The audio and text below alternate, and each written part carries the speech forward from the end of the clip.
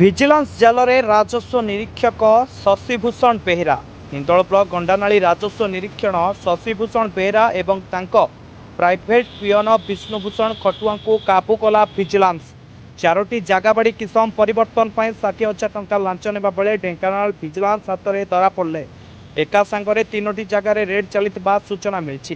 ଢେଙ୍କାନାଳ ଖଙ୍କରଠାରେ ଥିବା ପୈତୃକ ଘର ସମେତ ଢେଙ୍କାନାଳ ସତ୍ସଙ୍ଗ ବିହାରଠାରେ ରହୁଥିବା ଘରେ ଚାଲିଛି ଭିଜିଲାନ୍ସର ତନାଘନା। ଏହା ବ୍ୟତୀତ ହିନ୍ଦୋଳ ତହସିଲ ଅଫିସ କାର୍ଯ୍ୟାଳୟରେ ଭିଜିଲାନ୍ସ ପକ୍ଷରୁ କାଗଜପତ୍ର ଯାଞ୍ଚ କରାଯାଉଥିବା ସୂଚନା ମିଳିଛି। ଆସୁଛି ବଡ଼ ଖବର, ଭିଜିଲାନ୍ସ ଜାଲରେ ରାଜସ୍ୱ ନିରୀକ୍ଷକ ଶଶିଭୂଷଣ ବେହେରା। ଢେଙ୍କାନାଳରୁ ବିଜ୍ଞାନ ମହାନ୍ତିଙ୍କ ରିପୋର୍ଟ, ଆଦର୍ଶ ପଥ। ଭିଜିଲାନ୍ସ ଜାଲରେ ରାଜସ୍ୱ ନିରୀକ୍ଷକ ଶଶିଭୂଷଣ ବେହେରା। ହିନ୍ଦୋଳ ବ୍ଲକ ଗଣ୍ଡାନାଳି ରାଜସ୍ୱ ନିରୀକ୍ଷଣ ଶଶିଭୂଷଣ ବେହେରା ଏବଂ ତାଙ୍କ ପ୍ରାଇଭେଟ୍ ପିଅନ ବିଷ୍ଣୁଭୂଷଣ ଖଟୁଆଙ୍କୁ କାବୁ କଲା ଭିଜିଲାନ୍ସ। 4ଟି ଜାଗାବାଡ଼ି କିସମ ପରିବର୍ତ୍ତନ ପାଇଁ 60,000 ଟଙ୍କା ଲାଞ୍ଚ ନେବା ବେଳେ ଢେଙ୍କାନାଳ ଭିଜିଲାନ୍ସ ହାତରେ ଧରା ପଡ଼ିଲେ। ଏକା ସାଙ୍ଗରେ 3ଟି ଜାଗାରେ ରେଡ୍ ଚାଲିଥିବା ସୂଚନା ମିଳିଛି।